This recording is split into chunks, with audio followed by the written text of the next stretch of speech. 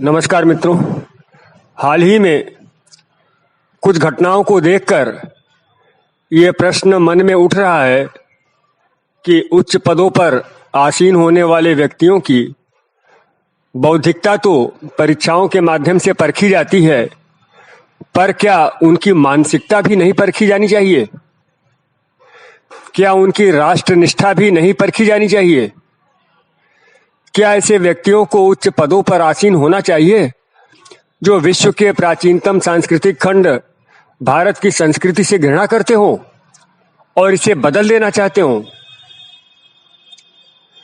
ऐसे लोग बड़ी संख्या में हमारी व्यवस्था में आ गए तो क्या होगा? देखिए मित्रों, हर एक देश में बहुत सारी संस्कृतियां हो सकती हैं, लेकिन इनमें से कोई एक उसकी मूल सांस्कृतिक धारा होती है। वह उसका प्राण तत्व होती है, उसकी आत्मा होती है। उसे समाप्त करने का मतलब उस राष्ट्र की आत्मा को समाप्त करना है, उसके प्राण तत्व को समाप्त करना है। जैसे हम जापान की बात करें तो जापानी संस्कृति एक विशिष्ट चीज है, आत्मा है उसकी। इसी तरह जब हम भारतीय संस्कृति की बात करते हैं तो एक विशिष्ट सांस्कृतिक धारा हमारे मस्तिष्क में कौंधती है, जो इसका प्राण तत्व है, इसकी आत्मा है। विश्व में इसी तरह कभी यूनानी संस्कृति थी, मिस्री संस्कृति थी, माया संस्कृति थी, मेसोपोटामियाई संस्कृति थी। कहाँ हैं आज ये संस्कृतियां?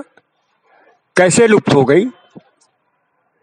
चिंता इस बात की है कि कहीं यही हाल कभी भारतीय संस्कृति का न हो।